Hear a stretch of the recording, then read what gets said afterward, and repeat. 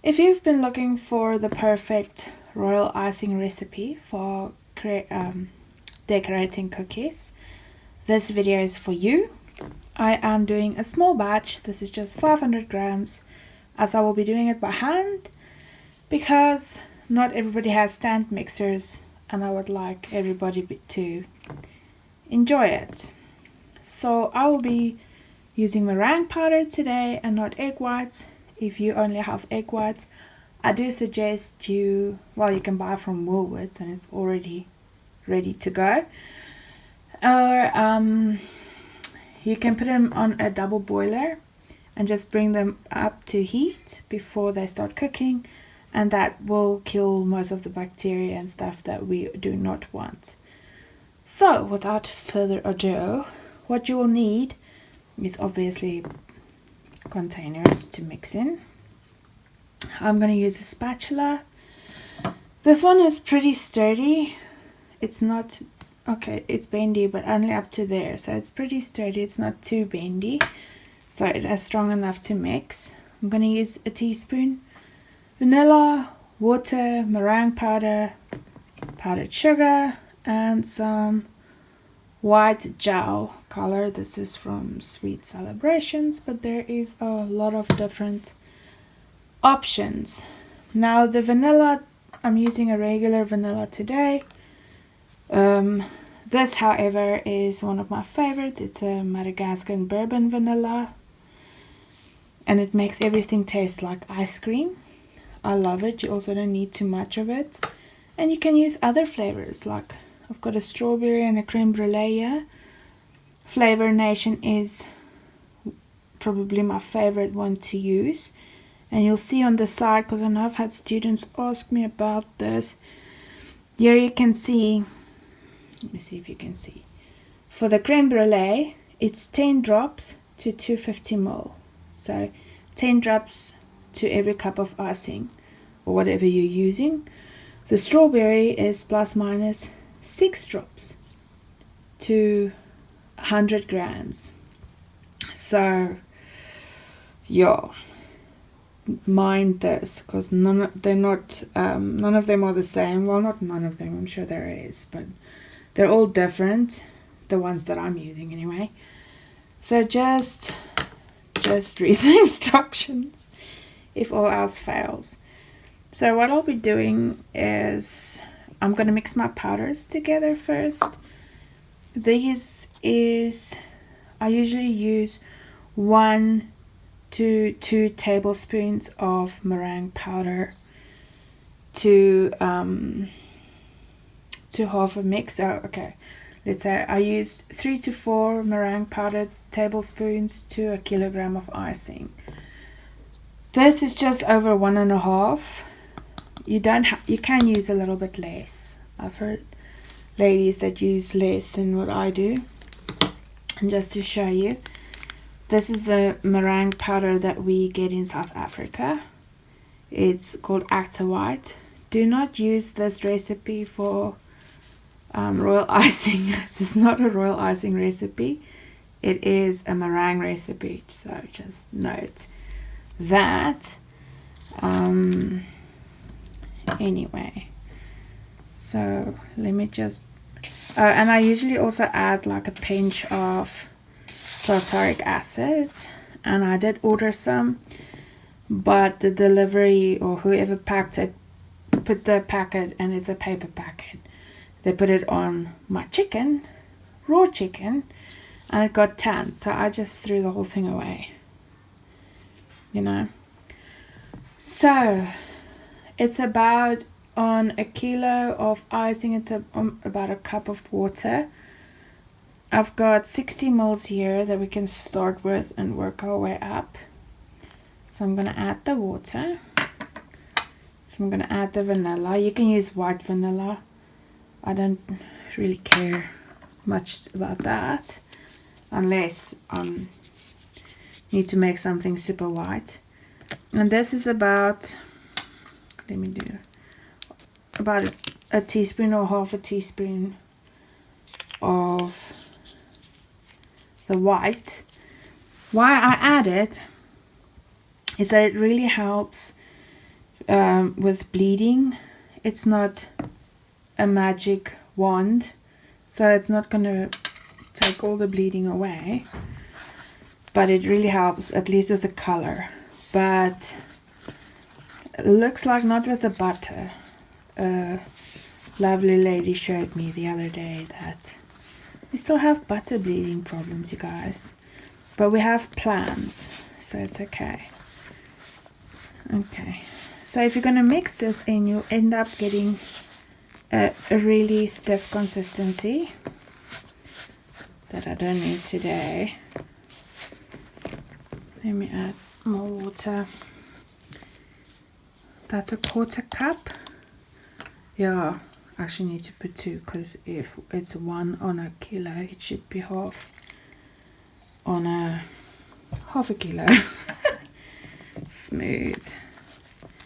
Anyway, I don't want the icing to go everywhere, so I'm just slowly going to mix them in first. Let me just push this up so that this thing doesn't move with me. Okay, so as I'm mixing, I'm also like pressing down so that I can get rid of all those lumps, and I'll be doing this on fast forward.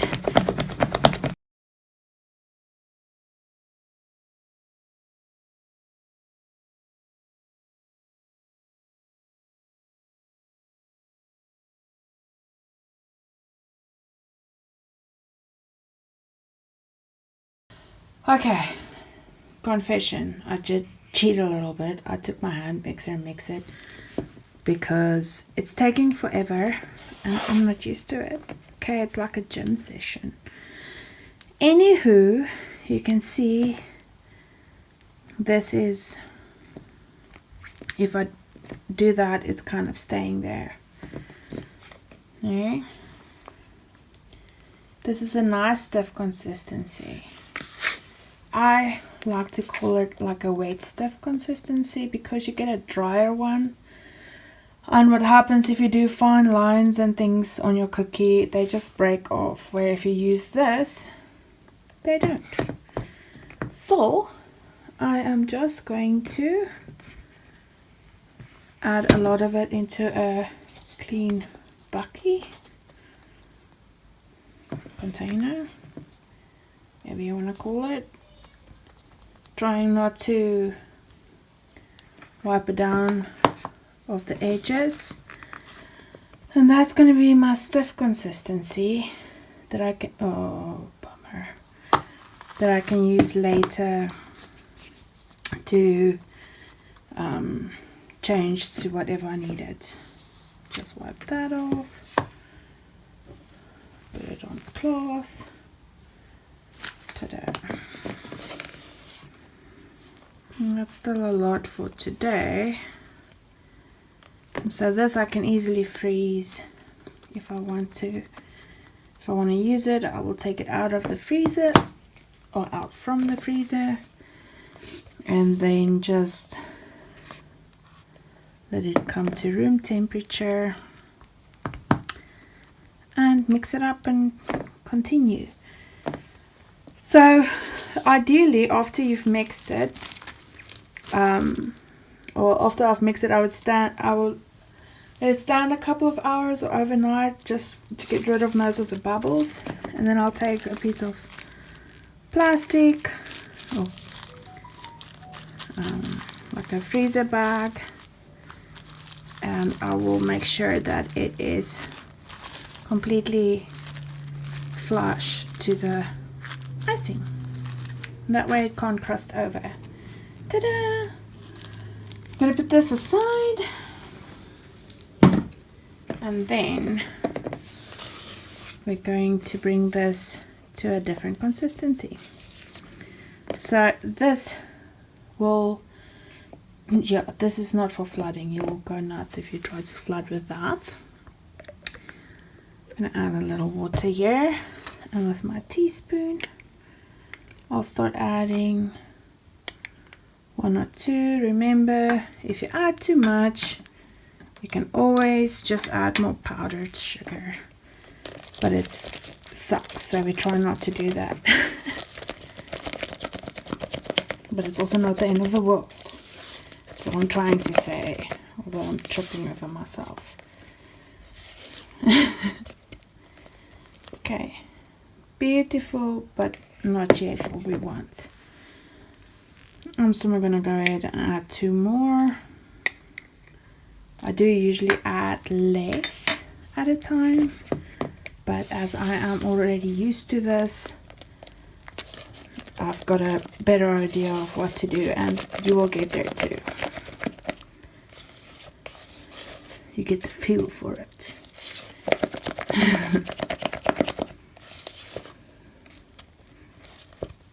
Okay, and it's starting to drip. Now, this is where we're going to go a bit slower.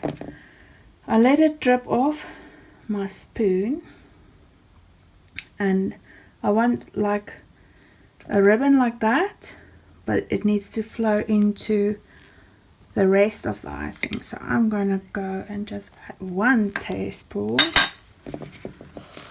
of water. Smooth. Mix that in.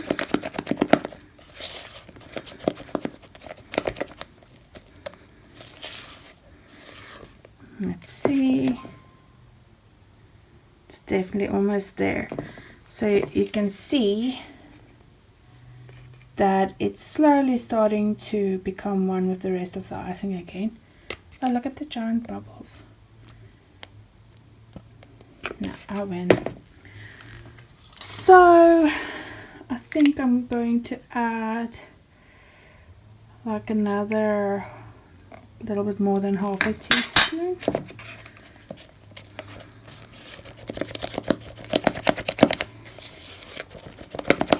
Mixing it through.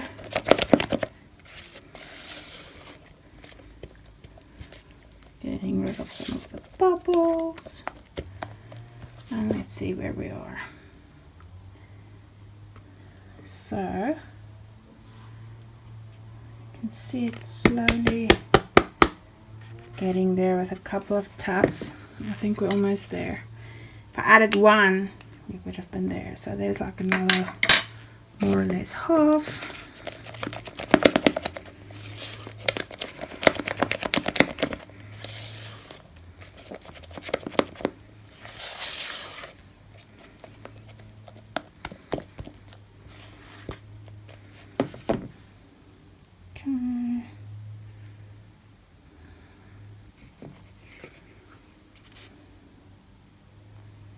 And you can see it's slowly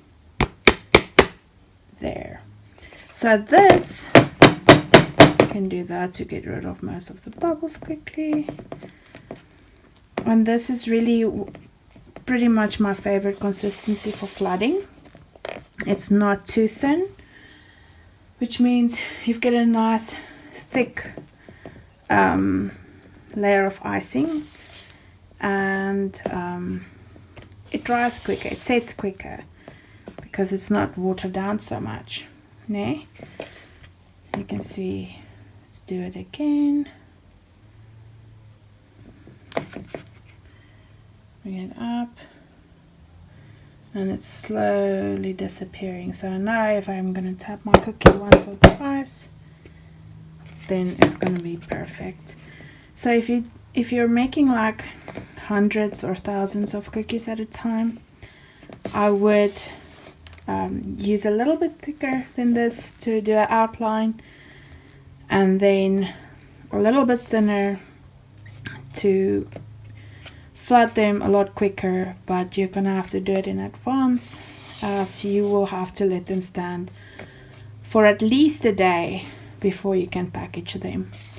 As well, depending on the weather, obviously. But yeah, could be a little bit less, a little bit more, but more or less.